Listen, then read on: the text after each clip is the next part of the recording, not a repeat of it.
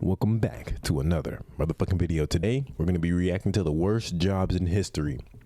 We all hate our jobs, but I think we might take them for a bit for granted when we see some of this stuff, because who knows? I don't know. Another day with the best community in the community. Let's just get right into it. This shit's about to get good. Don't forget to like, comment, and subscribe. Everybody say hey to YouTube. YouTube, you're cute as fuck. Cute ass YouTube. Gong farmer? If you ever think your job's crappy, try having to plunge into a pit of literal human doo-doo feces. Human? And his, like, not his hand? Put your body in there for every what? Single night. Way back in the day in good old England, some daring men made a career out of wading through human excrement. So-called gong farmers were tasked with draining out cesspits filled to the brim with offensive butt slop. The profession had existed for centuries, but it saw its height between the years of 1485 and 1603, also known as the Tudor period. Oi, I got a Tudor for you. The fuck is it? Ew. Since this was way before the invention of the turlet, people were content with just slamming their cheeks down in a public latrine to pinch off a quick loaf. The other problem was the lack of availability of somewhere to go. Towards the end of the 14th century, it's estimated that there was only one public bathroom per 2,000 people. Plus, keep in mind that I didn't think about that. It's a bathroom everywhere we go now, just in case, like, so niggas don't be peeing on themselves and peeing outside and all type of stuff and shitting on outside and everything. But it's a bathroom everywhere you go, really. Like, when you think about it, you wouldn't have to, like, there's probably not too many places that you're going to be where a bathroom is that far out of distance where you can't, like, run. All of that human waste was just piling up in a literal stone-lined hole in the ground. So you were just dropping logs onto a mountain of timber. Ew, what? Ew. 2,000 people. Plus, keep in mind that all of that human waste was just piling up in a literal stone-lined hole in the ground. So you were just dropping logs onto a mountain of timber. That's nasty. The local government, realizing that this horrid threat to public health was fermenting beneath everyone's feet, took action to allow the construction of private outhouses and latrines in residential areas as a way to disperse the smelly sewage. It didn't work all that well. So with dookie levels rising, help was needed to drain the pits. Enter the gong farmer. The term gong deriving from an Old English term meaning to go. They were also referred to as the much more mysterious and cooler sounding title of nightmen, as the only time that they were allowed to perform their duties was under the shroud of night. Butt farmers. That really sucked. There were no flashlights, spotlights, or illumination. And the only time that they were allowed to perform their duties was under the shroud of night. And that really sucked. What? There were no flashlights, spotlights, or illumination of any kind. You just had to hope that the moon was shining brightly to light your way through the filth. Bro, what? The nightmen would enter these cesspits and drain the contents using buckets and shovels. Excrement was loaded into barrels and carted off to be dumped near the River Thames. Ew. Don't worry, it was used as fertilizer later. Near the river? Maybe. What the fuck? These men would be knee-deep, waist-deep, even neck-deep in stuff, which... Oh, hell no. Worst job ever. Neck-deep? And then you go home to your family? Had its own risks, the first and foremost being asphyxiation. No. Cesspits were often enclosed spaces with little to no ventilation, so the buildup of noxious and toxic gases was a very real threat. Although rare, a gong farmer could pass out from a lack of fresh air and drown in the waste. Another risk was poor maintenance. Cesspits were typically drained as needed, which, depending on the size of the thing... They still do this when sewers back up? For real? Ew. How much them niggas get paid now? Could be up to 2 years between sloppy scoops. What? Since these pits just sat there and rotted, it was common for stone walls to collapse in on the farmers while they harvested their crops. Any scrapes sewer or bumps divers a real job? How much do sewer divers get paid? Get infected, which could only lead to a painful death. But these high risks were met with high reward. Since the job was less than desirable, gong farmers made quite a healthy living, about 6 pence a day. Now, I'm not quite sure what that is in non-silly sounding money, but sounds pretty good. Problem is, though, gong farmers perpetually reeked from their labors and were only permitted to live in certain areas of the city, with most of the public actively avoiding them and, well... They smelled like they couldn't even go around the public, bro. You can't even be, like, you're not even human no more. Problem is, though, gong farmers perpetually reeked from their labors and were only permitted to live in certain areas of the city, with most of the public actively avoiding them and, well... treating them like crap. That's fucked. And you're doing that's fucked, and they treat them like shit, and they're doing a job that helps everybody. I know it is, like, you don't want to smell like that. You don't want them to get close to you. You don't want to smell like it too, but like 45K to 52K a year? Hell no, that's not it. I don't know if it's like they on call though, but if you're doing that like consistently, 40 hours a week of whatever waste removal from any type of sewers and shit, that ain't enough. And that's crazy. Like here, like they're treating them different and shit, and they're doing something that's helping everyone. They're bettering it for everyone. You can't treat, like, you should be respecting and praising them. Really. Now, if you're They're looking doing for something a you wouldn't do. soul-crushing, body-breaking job that pays next to nothing, you're an idiot. But I could recommend that you apply for the call me? occupation of chimney sweep.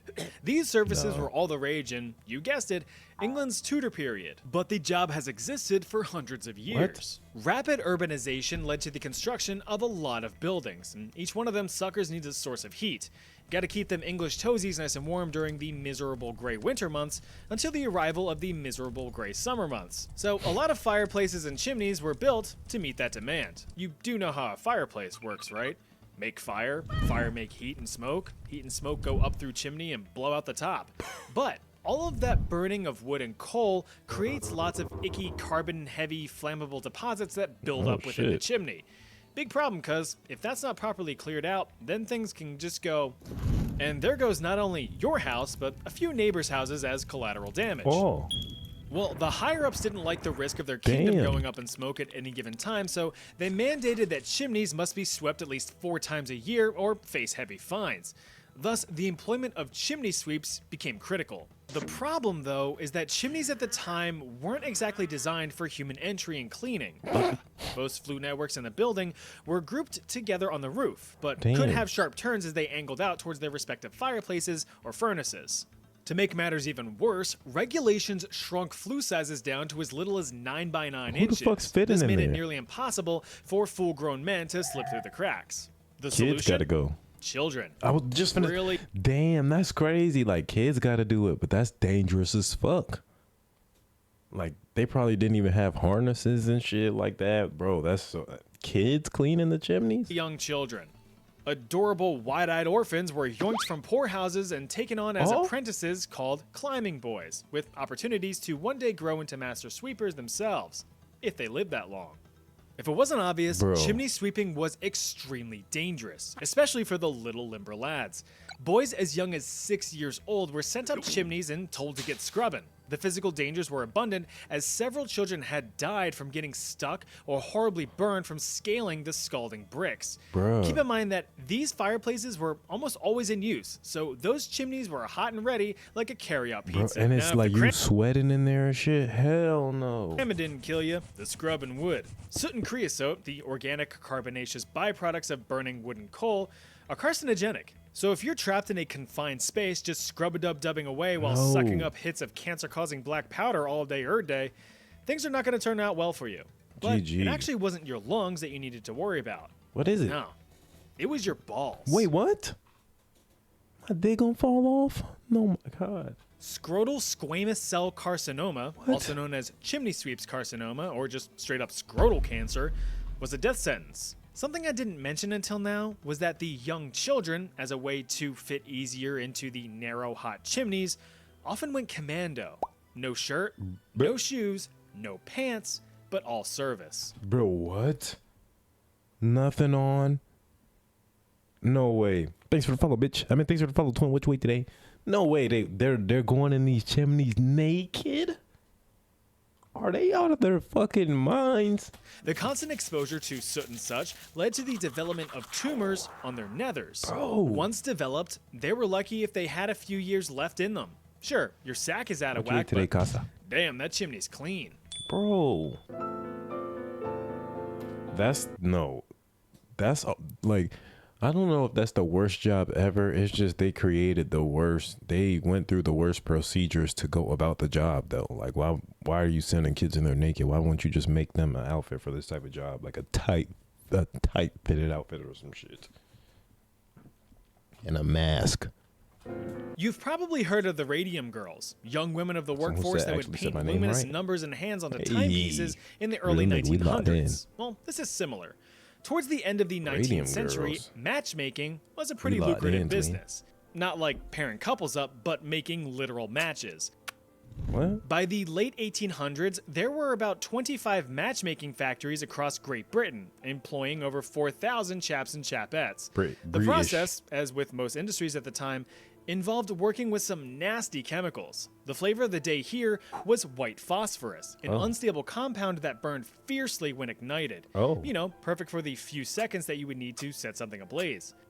On top of being both easily ignitable and violently reactive with oxygen, No, it I had the didn't. triple I'd be whammy of trolling. also being extremely toxic. Of all matchmaking jobs, roughly half were involved in the direct handling of white phosphorus, with over 80% of the phosphorus fingerers being young women. These women would come to be known as matchstick girls. Day in and day out, these women were tasked with packaging the dipped matchsticks, with an entire workforce handling as many as 10 million across a 10-hour shift, meeting the demand of the 250 million matches being burned in Britain every single day. 250 Remember that fire is for what light got and people shit. through the day. Need to Damn. cook? Fire. Need to keep warm? Fire. I ain't Need thinking to see about in the that. dark? Fire. Need to shrink your overhead?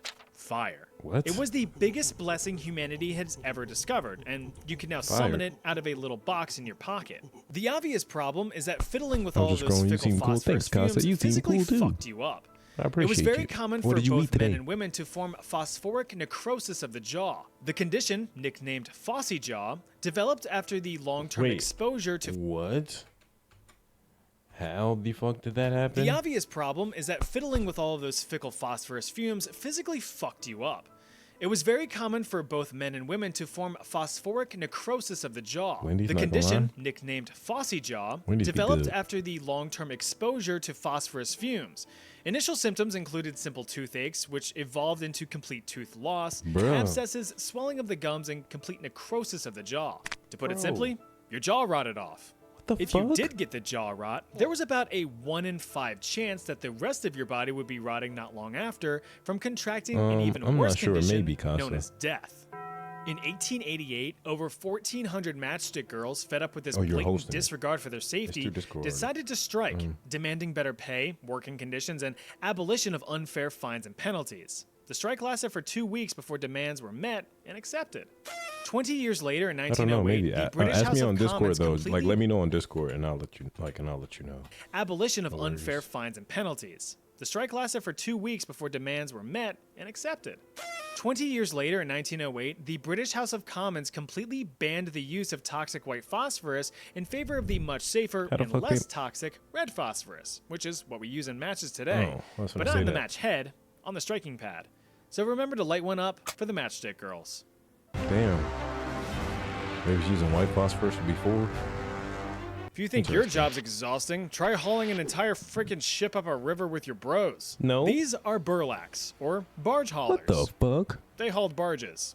Typically dirt poor peasants just looking for enough coin to eat for a week, these men were tasked with strapping on a strap and using whatever strength they had left in them to pull in ships from the Caspian Sea all the way up the Volga River in the days of the Russian Oh Empire. fuck no. Since ship traffic was near constant thanks to strong trade, burlacks were in high demand to carefully guide the vessels up the Volga. Bro, But why what? couldn't the ships just sail up the river, you might ask? Because the Volga flows outward towards the Caspian Sea, and there were rarely favorable winds to propel a ship up the river, lest you risk beaching your entire ship on the banks. So why not hire a bunch of exhausted and desperate poor people to do the work instead? Whoa, slow down, fellas. There's no What? need for us to be Russian. Depending on the load size, burlap groups could range from just a few men up to 150 fellas pulling a single ship.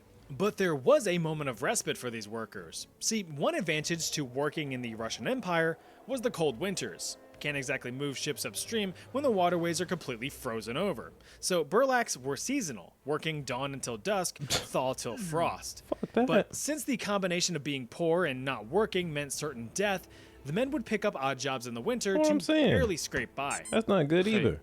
I make a duck. Smoochie, smoochie. At the beginning of the 19th How are century, they it is are they- estimated that about I'm confused. So like they walking in the like it seems like are they walking on the side of the land close to the water and like the it's strapped to the side of the boat or something? Or how are they tugging a boat? Is it behind them? Is it on land? or some shit? Like, is the boat on land? Or is it in the water and they're walking in the water? 100,000 burlaks worked in the Russian Empire, but the evolution of ship technology and the invention of the steam-powered ship rendered the job obsolete. By the end of the 19th century, the burlak profession had vanished over the horizon. W. Now I know what you're thinking, Snake so stop milker. it. This has nothing to do with milking your own snake or giving little pinches to little snake nips. I wasn't which thinking don't that. exist. Snakes aren't mammals. The job of wasn't a even snake thinking that. milker was to extract their venom from their fangs. Ew. He looks cute, right? Think again. Fuck Snake no. venom was highly coveted for use in early warfare as a biological weapon, granting you the ability to proc tick damage over time to your enemies if you weren't able to finish them off yourself. Perhaps the best weapons of choice to get slathered in the stuff were arrows. Lethality of arrows varied greatly. Take one in the skull? Yeah, sure, you're dead as a doornail. But take one in a less critical spot like an arm or a leg, assuming you don't sever an artery, Damn. and you might just live to see another day. But that all goes out the window if the arrow tip was dipped in some venomous drip. For Quite a real? few civilizations Facts. have been noted for That shit using getting you envenomed or GG. poisoned arrows throughout history. You've got the Khoisan people of southern Africa who have been using poisoned arrows for thousands of years in hunting large prey, and the Harmatilians who used viper venom against an invading Alexander the Great. But no army employed Damn. the use of snake venom better than the Scythians. Also duking it out against Alexander the Great. Oh. Some wagging. Oh my goodness. So let me just chop it up with you guys here for a second while my thoughts on this. I ain't gonna lie, it's crazy how the advancement of technology and the advancement of technology is always just used for negative, and the advancement of humanity in general just gets used for negative constantly. That's just crazy to think about. Like, but technology is like for war, and in war they're gonna spend all their money on technology, and they're gonna dish out hell bread to like new The tech. Scythians And, developed their own iconic poison for warfare, combining Scythians? not only viper venom, but also putrefied human blood and excrement. Even minor scrapes from What? their weapons were lethal. So on top of dealing with being Damn. envenomed, you also dealt with the horrors of gangrene and tetanus. Oh, so with hell all that no. said and done, yeah, snake milkers. Like I said, it was their job to wrangle and wrestle up enough snakes to meet the demand of entire armies. But luckily, Fuck this no. wasn't a time for catch and release practices. Kill the snakes, take their venom. That's the job. Of course, that is easier said than done. By nature, snakes are shy little fellas and pretty hard to find. Chances are you get struck before you even noticed one. One catch of their Facts. fangs is enough for it to be game over. Snake GG. milkers were considered lucky if they even managed to survive a single round of collecting. I think it's time for a quick science lesson. no Venoms can be sorted into three main types: neurotoxic, hemotoxic, cytotoxic. Yikes. Neurotoxins strike and destroy all your nerves. You're agonized and paralyzed, as you can observe. Hemotoxins target all your healthy blood, thinning down or clotting up, so now you're done for, bud. Cytotoxins focus on killing all your cells, so you can probably Damn. guess that you won't be doing well. Just avoid snakes, and you'll be doing fine. I know you fellas and fellettes just love a good rhyme. So to close this chapter out, You rapping? yes, Type snake shit. milkers still exist nowadays, though Really? only for medical research and developing Sure, anti-venom buddy. rather than biological warfare. Or so we think. Yeah, sure. That's what they tell you. That's what they want you to Imagine think. getting ready to charge onto a battlefield to either invade a country or defend your own. You see your fellow soldiers gearing up for battle with their trusty firearms, and you're given a drum. Huh? I gotta fight. Drummers, believe it or not, were a critical part of warfare in the days of yore. Since there No. were no such things as radios or more instantaneous methods of communication, drummer boys were employed and trained to maintain order on the battlefield, signaling commands, attacks, retreats, and Bro, what? everything in between. Peaking in popularity huh? during the American Civil War, drummer boys were typically in their teenage years or young adulthood, though some more famous drummer boys were much younger. Little Charlie King of the Union Army Bruh. died in battle at the age of just 13, being the youngest casualty in the Battle of Antietam. Itty Bitty Johnny Clem ran away from home and was taken in by the Union Army as a drummer boy at the ripe old age of 9.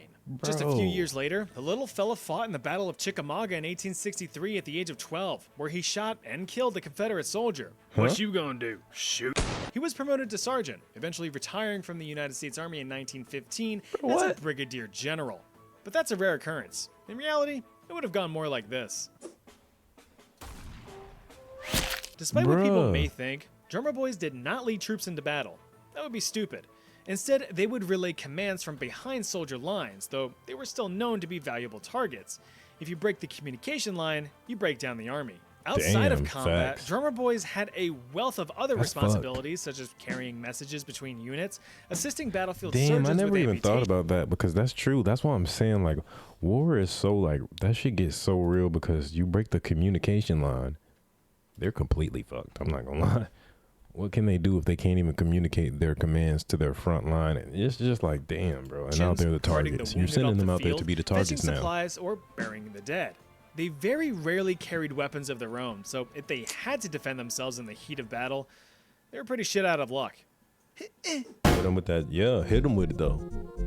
Groom of the stool. If you wanted to be one of the most influential people in all of England, but don't have a drop of royal blood in you, you'd want to squeeze into the role of the groom of the stool, a job requiring you to get up real close and personal with the king or queen at the time. Look, we all have to go once or 12 times a day, so someone as prestigious and important as the king is going to need help doing so. What? I mean, imagine feeling the sudden urge to blow out your britches, but you have to fight through said bridges to accomplish the mission. Grooms of the stool assisted the monarch with any labors regarding biological movements. This included helping the removal of clothing, preparation of the lavish and luxurious royal ship box, and the removal of the splendiferous solids, but not before their proper examination. Yeah, that's right. Grooms of the stool were not only tasked with cleaning up the royal slurry, but making sure that the passings were healthy, taking notes of any abnormalities in appearance or frequency. These notes would be passed on to the king's personal physician to diagnose any possible ailments. Clean. Well, that's not very helpful, is it? After the log was sent down the river, the groom of the stool would also assist in the cleanup effort, either by handing the king his own personal cleaning cloth or by taking up wiping duties themselves. Hell no. Now, you might think that this job sucked, but it was actually highly coveted and well respected, as grooms of the stool had access to the king outside of the public eye, allowing for valuable private conversations. Commonly high-ranking nobles or politicians, grooms of the stool were known to have influence in many formal rulings, laws, or personal life. So that Anne Boleyn chick's hot, right? No. The first documented groom of the stool dates all the way back to 1495 under King Henry VII. The role continued to evolve over the years to the title of groom of the stole, though they were more so referred to as either the gentleman or gentlewoman of the bedchamber, depending on the monarch in charge, with responsibilities eventually focusing solely on the king or queen's wardrobe. The position was held for over 400 years until being formally discontinued under King Edward VII in 1901. He said, I don't want that. Video. I have plenty more terrible jobs for a part 2. Want me to make it? Yeah. Leave a comment. Okay. If you don't, okay. Here's another. Okay, thank you, W Video. Don't forget to like, comment, and subscribe. And we'll catch you in the next one, YouTube. Thank you for being here. Another day with the best community in the community.